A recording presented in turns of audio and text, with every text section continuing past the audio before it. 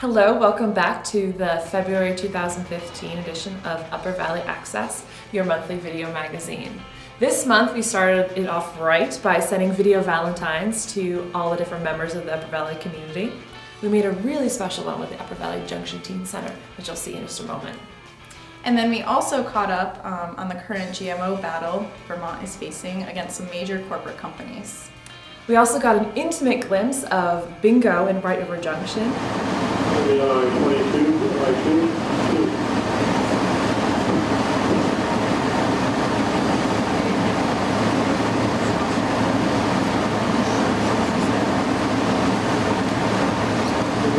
Three. Three. Bingo. Yeah. 76614. It's about time. So how much did you win for that game? 225. It's supposed to be 250, but not much people, so they have to take out a little bit more. When was the last time that you won? Long time ago. We used to be at the Legion building over there, and we had big crowds because there was no Foxwood, there was no Mohegan Sun, and Governor Dean hadn't come up with, wasn't governor yet, so there was, smoking was allowed, and bingo players smoke heavy, especially ones from down country.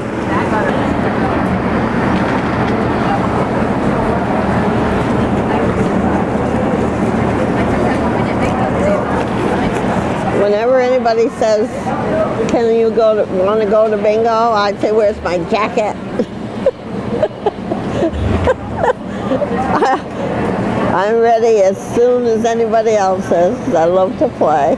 This is just a challenge. I like to make sure at my age that I can still do all the numbers and keep track and follow it. Best part is hollering bingo. Supposed to be a good luck charm. Very dear friend of mine gave it to me. I don't think it works.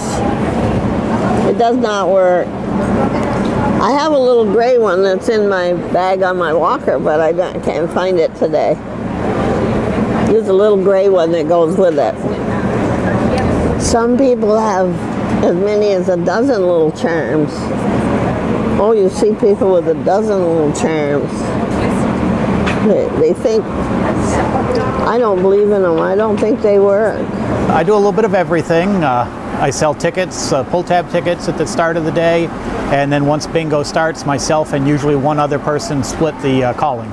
Calling is using the bingo machine to bring out one of 75 ping pong balls at a time that's got the appropriate number and letter on it, and just calling out the number until somebody has a bingo. The biggest challenge is probably the noise levels. As you're probably picking up with the microphone, there are fans running, and some of the people aren't going to yell very loud when they do have a bingo.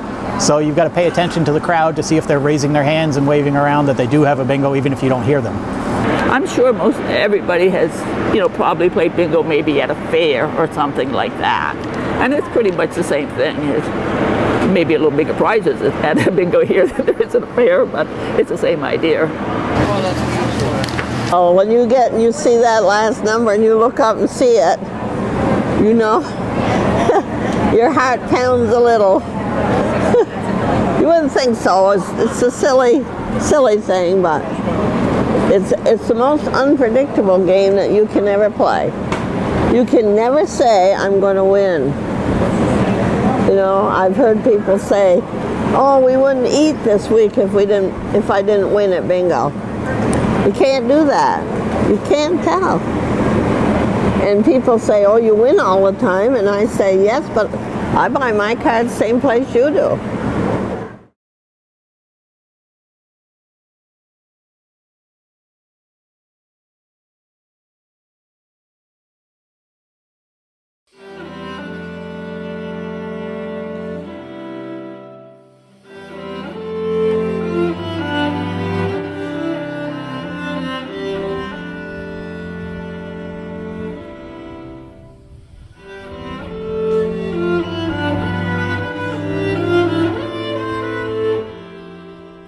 I'm Nan Muncy.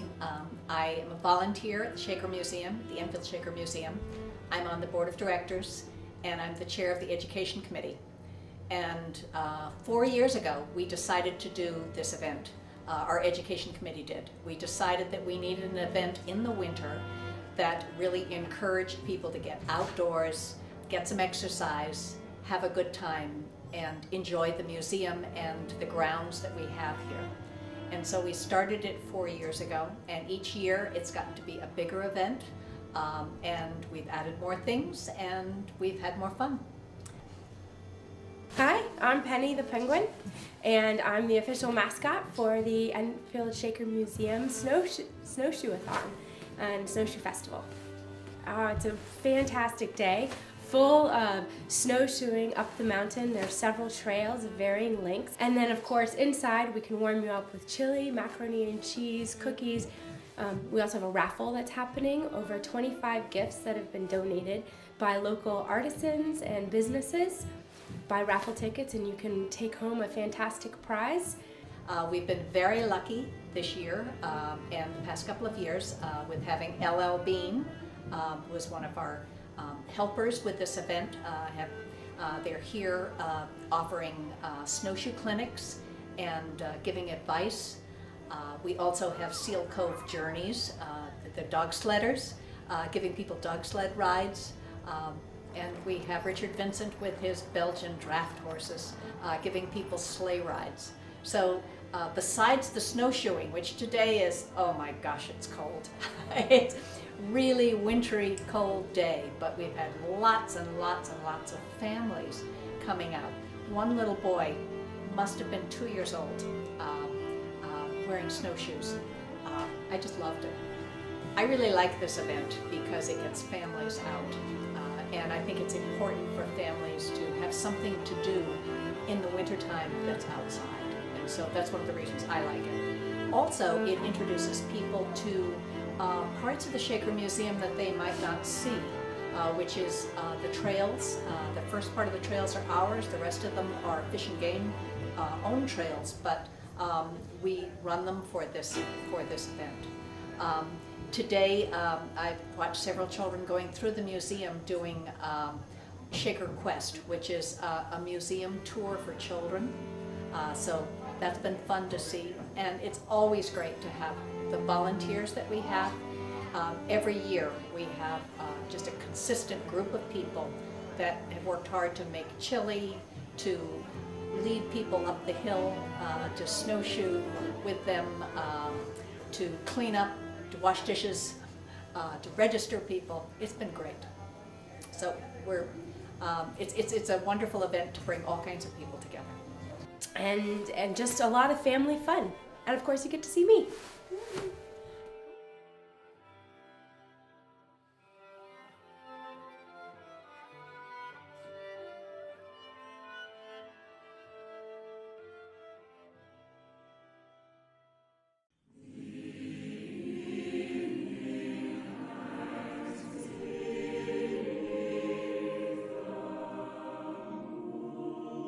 Red, orange, yellow, brown. Trees of colored leaves swaying in wind of autumn.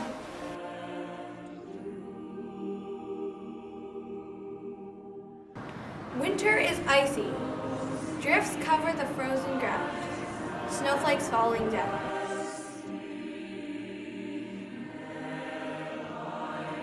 Icy streams trickle. Cool air holds a fresh, damp scent. Flowers poke up buds.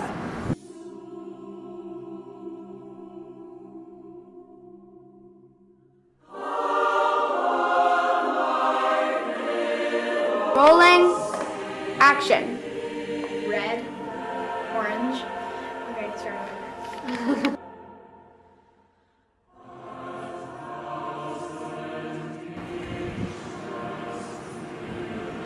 Action. The wonderful days drifts through. Come on. Okay, stay. Yeah, No, but I did mess up, so. Quiet on set.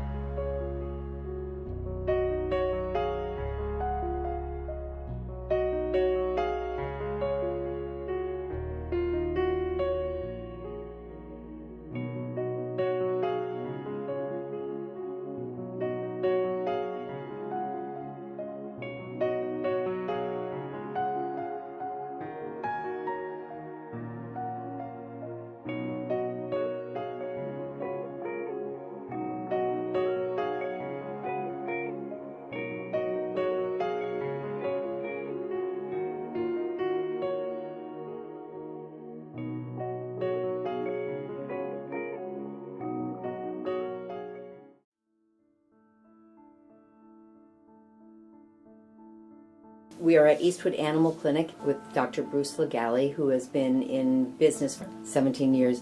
And can you please give me a professional view with regard to keeping dogs outside in these bitterly cold temperatures? What do we want to look for? Yeah, any temperature under 32 degrees or freezing, the patient should only be outside to walk and go to the bathroom. If you want to go for a hike, that should be fine. If it gets under 20 degrees, you need booties. You'll find without booties on at 20 degrees or 10 degrees Fahrenheit that the patient will pick its feet up, won't be able to walk around, and then they'll get frostbite or thermal necrosis if they're out there for any length of time. Remember, the foot pad is just skin and a little bit of fat underneath. So whether there's hair there or not, it's not going to help at a temperature 20 degrees and below. And we have legislation pending where we are suggesting under 55 degrees Fahrenheit that the dog be provided with enough adequate shelter so he maintains the ambient temperature inside his shelter at 55. Can you comment on that? Yep, that would be a great idea, because you wouldn't want to leave your dog out all night, not have a good enough shelter, and have them freeze to death and come back in the morning and the patient is deceased. You want to make sure they're out of the wind, they're dry, they're not damp, and if it does rain, the rain's not going to go in their doghouse. So nice fresh straw, have it changed daily, and make it nice and deep so they can bury under and keep nice and warm. And VVSA is suggesting if you have a dog, bring it inside. It's not a car. I would say it's a great idea. GMO stands for genetically modified organism, also called genetically engineered foods. Those are two common terms that are describing the same thing. And a GMO is an organism that was put together in a laboratory. So they take DNA from one species or organism and insert it into another species or organism, and it does not occur in nature.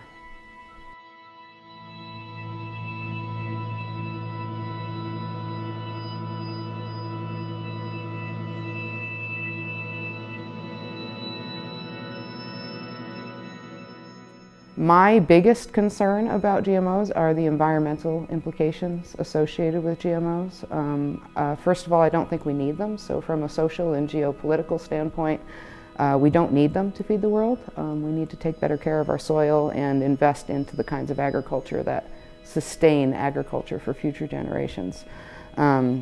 We have too much food in the world as it is. We have a food waste problem that should be dealt with before we try to re-engineer nature.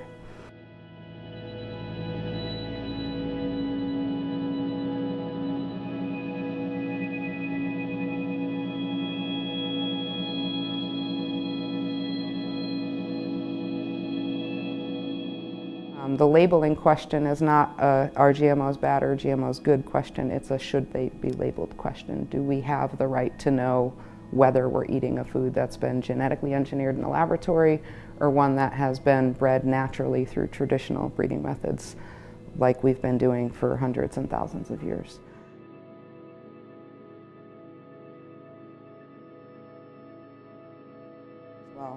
So the industry wants to be able to sell these foods. They want to be able to grow these foods. They want to be able to sell them to farmers. And they are. Between 80 and 95% of those 5 crops that I mentioned before are GMO in this country. So it's about money.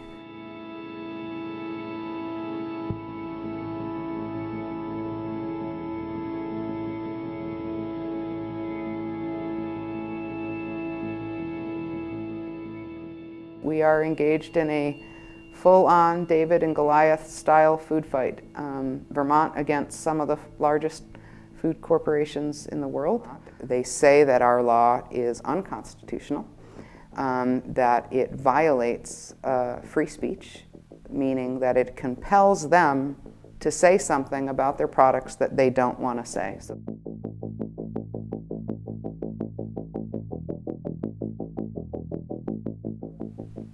Judge in Burlington was hearing the case. The Grocery Manufacturers Association and their partners in the lawsuit have asked for an injunction, which basically means that our law, Act 120, can't go into effect until the lawsuit has been settled. So they're trying to put a stop from our law going into effect. It's scheduled to go into effect on July 1st, 2016. As a response to that request for an injunction, the Attorney General of Vermont requested that the judge throw the entire case out. And so we're awaiting the opinion of that judge both on the injunction and whether or not the case should be thrown out. What we're told is that it's more than likely that no matter what the judge says, one side or the other will appeal. So we're very fortunate to have an Attorney General and a legislative body and governor who wants to back this law. They stand behind what the people of Vermont have demanded.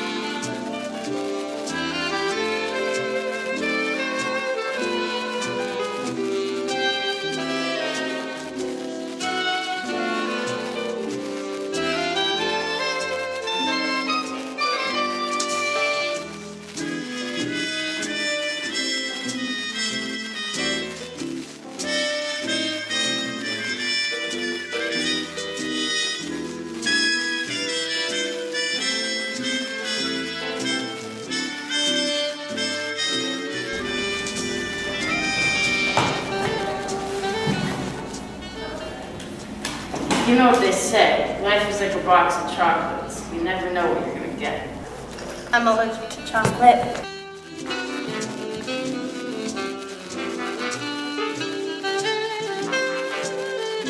It's Friday, Friday.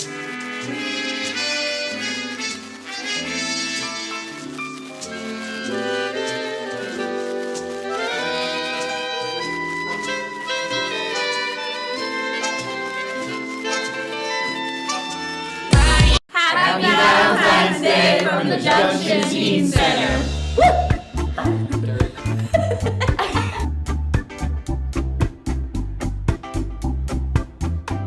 Stay tuned for next month's music video contest with a big premiere at the Wilder Center on March 27th.